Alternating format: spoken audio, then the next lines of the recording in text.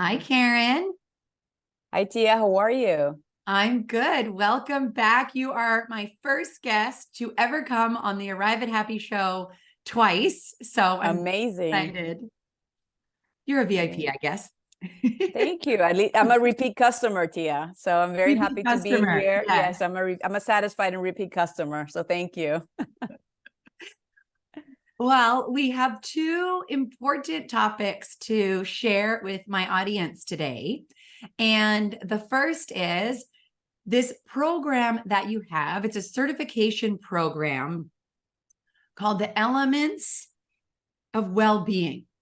And it is a 6-month virtual program with the opportunity to meet your cohort, the people that you've been going through with the course in person in March, which we'll get to that. But can you tell me about the course, what someone could expect by going through it, why a leader should go through it, and the benefits of knowing about this for full-time working professionals? Excellent. So again, thank you so much for having me back and giving me the opportunity to share about this amazing program that we have put together. And really, it came about because we've had such an interest from people that go to the summit that they want to keep going deeper and have an extension. So it's to bring the knowledge in a deeper way, but also to extend community. And so for leaders, it's a wonderful thing because it brings you the skills and tools that are necessary for today's work world, right? So, for example, we understand that we can get an accounting program, or we can work on logistics or finance, etc. But in the last certainly 2-3 years since the pandemic, we have come to realize that really we need more human skills and human-centric leadership. And what does that look like? Well, that looks like creating environments where well-being can thrive in the workplace. So it's a collaboration between, the employees and the leaders and the organization altogether to be able to create an environment that is, of course, psychologically safe, physically safe, promoting well-being, flourishing, fulfillment, purpose. And what does that mean? Well, that gets you to that arrives at happy, as you know, Tia, right? Those are the elements that take you to well-being and happiness and fostering that at work. And so by deconstructing happiness or well-being into its elements and then building it up again, right? And creating habits to promote that and ways of being that we can work on to optimize our sense of, again, meaning in life and at work, purpose, and health, physical, relationship. We know now also the relationships are not only important outside of work, but very, very important in workplace. We have a pandemic on loneliness, by the way, and that also pertains with work. So the wonderful thing is that we can look at the elements, and by working on those and really raising awareness about them, then we can customize it to ourselves, because of course you are your own expert in your happiness, but there's certain elements or components that have been researched that work towards creating a happier, more fulfilling and healthy life. And that's incredibly important at work because we know now that work and life are really in a continuum, and it's an integration, not a balance. Yes, integration, absolutely. So, in terms of what someone could expect from the experience, I'm assuming that there's weekly or there's pre-recorded content, and then is there also a live component as well to be able to Yes. communicate with people? Can you talk just a little bit about, like, if someone's like, oh, I'm interested in this, what would the time Experience commitment be? The experience? Yeah. Yes. So yes, there's film content, and then there is content that you will read, right? So everything is written down so that you know specifically the points that you need to go deeper on and to to support the video content we have once a week. It will be a live session for an hour. So I will go on twice a month. So we will have check-ins with myself twice a month. Mm-hmm. And then twice a month will be with a member of the WAHASU team and the cohort, because it's very important to foster community. So you'll have an accountability buddy as well.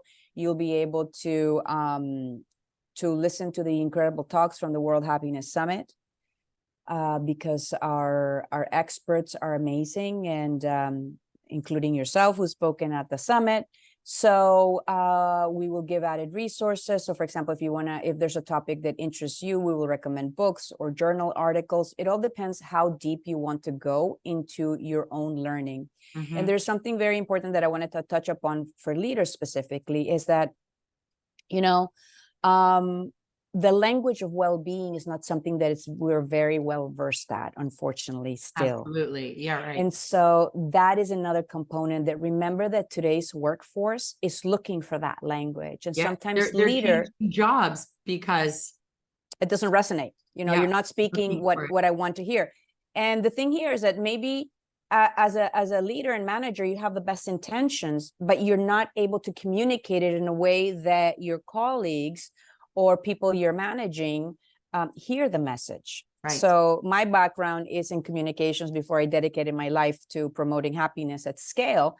And so I know how important communications is, in particular interpersonal communications, looking at nonverbal and verbal communication. So many times it's about tweaking. And so giving you the vocabulary and the language for you then to be able to bring that to the workplace, Mm-hmm. to create a win-win scenario. And the wonderful thing is that, as you know, Tia, and many of your listeners know, that promoting well-being at work is not only the right thing to do and is beneficial for the individual, the collective, the culture, but also it increases long-term sustainable positive business results. Yes.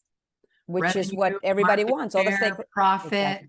Right. Yeah. Sales, customer service, customer acquisition, Yes, reputation, retention. branding. Yeah. Everything you want. Yes. Exactly. Yes. Everything you want.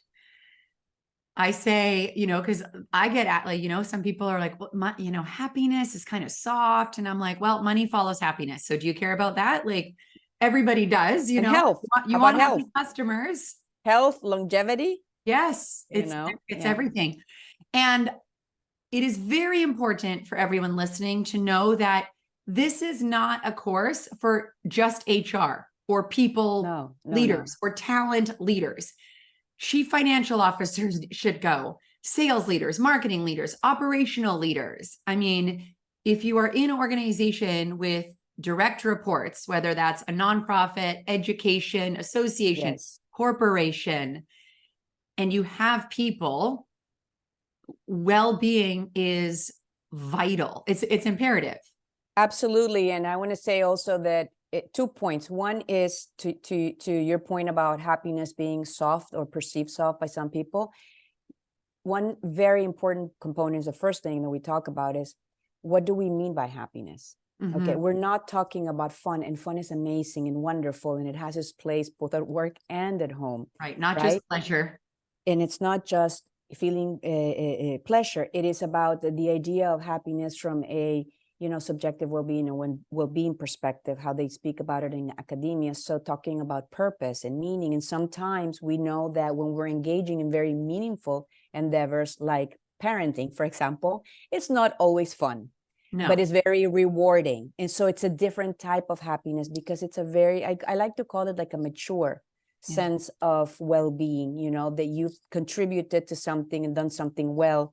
And then, that also gives you more opportunity for positive emotions. So that's very important to talk about. Yes. And then, especially if we're talking in the services industry and hospitality, for example, or professional services, that's all it's relationship driven to a large extent. And so, again, happier employees, happy customers. Yes. So that is important. So exactly. So leaders who maybe want to send a team and actually, do a pilot, see how it works, send the team, do a pilot, and then track and measure how that is translated to your business results for some time afterwards, Right. so that you can have your own KPIs in your own organization. Yes, and measure it, of course, which is what I say to everyone, like yes, be measuring it.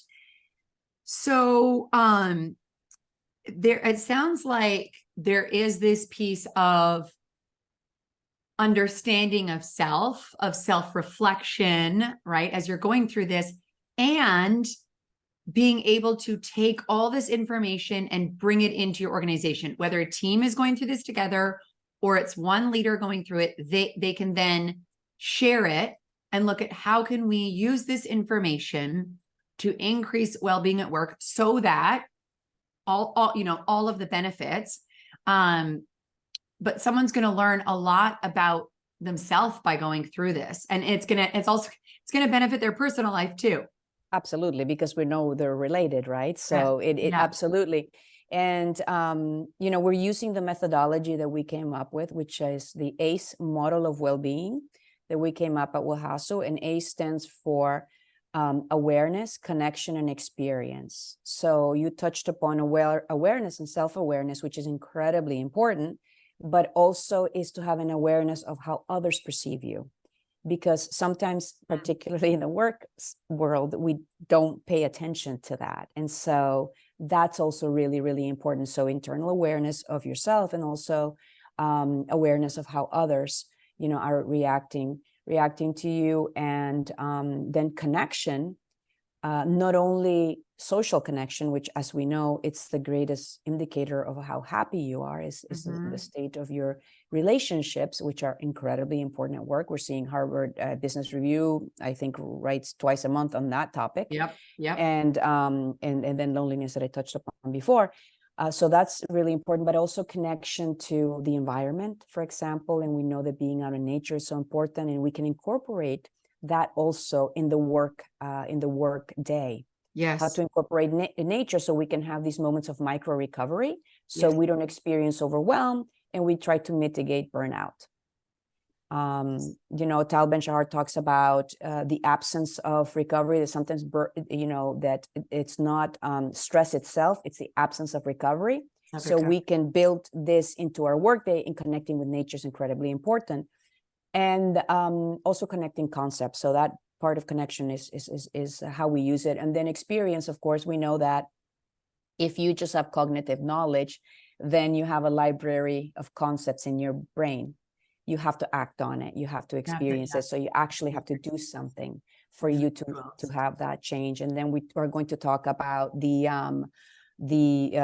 strengths assessments, for example, and strengths audits, because that's really important in the workplace. And the funny thing is that we understand that from a business perspective, but what about strengths that we have as people? Yeah. And we can bring those to the workplace. So we do strengths audit as well, and many other exercises and procedures to help people feel their best self and really be able to perform better in their professional and personal life. So this leads me to talk about the World Happiness Summit 2024, which is going to take place in London in March. Yes. So for those who have not gone, tell us what people can expect and why leaders should attend. And for everyone listening, there's only about 800 tickets for sale, and some of those have already been taken. I have one, for example. So there's not that many. And so this is something that you definitely want to invest in. So what can people expect? Tell us, and I got 4 minutes. What can people expect, and why should leaders get a ticket? So first of all, Tia, this is the first place I've announced it. So we sent out the e-blast yesterday, save the date. So sharing I was on it. I was like sending it out. Yeah. So first of all, it's going to be March 19th and 20th in London, like you said. We're going to celebrate International Day of Happiness together March 20th. Richard Lyard will be there, and he will be talking about the World Happiness Report 2024 as it's being launched on March 20th. So that's very exciting that we get to have the European launch of the report at the summit. And we're doing it on weekdays for the first time. So we have been around since 2016, the first summit in 2017. We've done our events in the US. The last one in March here was in Como, in Italy. And we continue to change and innovate and provide different events that bring different aspects to different publics. So for example, the fact that it's on the weekday is also to invite more of a corporate attendance as well, because we realize how very, very important is to change the work world as well as policy, by the way, so that we can create environments where then people can make the choice to be happy or to make a choice to engage in healthier behavior. But organizations and businesses are incredibly important to that. And so I encourage business leaders to come, to send teams, to okay the travel, to support, so that this knowledge that that either yourself or your teams will acquire at the summit, which is research-based evidence, you bring it back to your workplace, and it gives you an opportunity to almost like train the trainer within your organization. Yes. So you can buy the tickets in person. So like you mentioned, around 800 will be for sale. And then there will be a virtual ticket in case you can't come in person. We will also have a virtual ticket. So we're incredibly excited. The lineup is amazing. It continues and to the grow, theme grow, is grow. purpose. The theme is purpose. So well-being is the purpose. And so, as you know, given my backstory, this is my mission and this is my purpose, both in my personal and professional life. I dedicated to this mission and to this movement. It's incredibly important to me.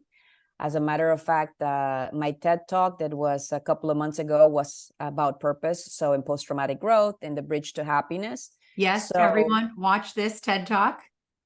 So it's something that I'm deeply committed to. And so I just love the theme of purpose, because you know what? You can control that. Mm-hmm. You can control your purpose. So when people say, is happiness a choice or this, and there's a lot of debate for that. The way I see it in my case, yes, it was, but it was because my choice was purpose, and purpose eventually got me to happiness or being happier.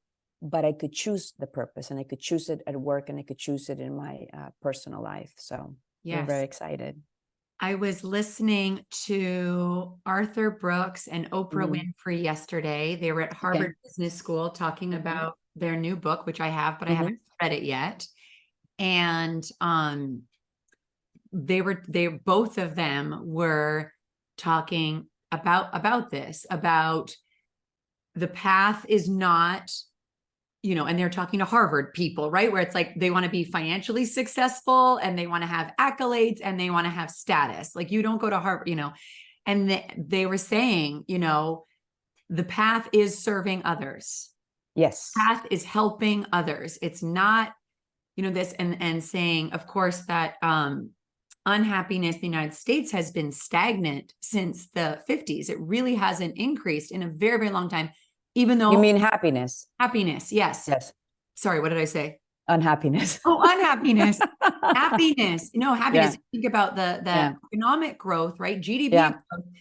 Happiness. So it is the time for, it's this like time of like awakening of, what are we focusing on? What is everyone trying to do when they wake up? And really it's about helping others, and that's really purpose, right? It's whether it's you're helping humans or the earth or animals. Right. Something bigger than yourself. And Something again, bigger than yourself. If you want to feel well long term, that's the thing, that long term, if you want to feel healthy, if you want to feel, if you want to thrive and you want to feel these feelings, it tends to work if you have a sense of purpose. It really helps. Yes. Yes.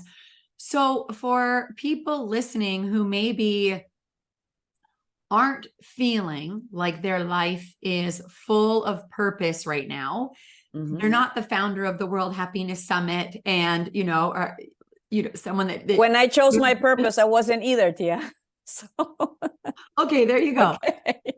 I would say they are in an organization. I want to say I'm doing quote, like a regular job, whether they're, a manager, director, vice, and they're going through life, but they're not feeling my life is so full of purpose, and they want more of that, because I think people do. What advice do you have? Well, first of all, we cover that in depth in the certification program, because purpose is one of the elements of well-being. So it's really important.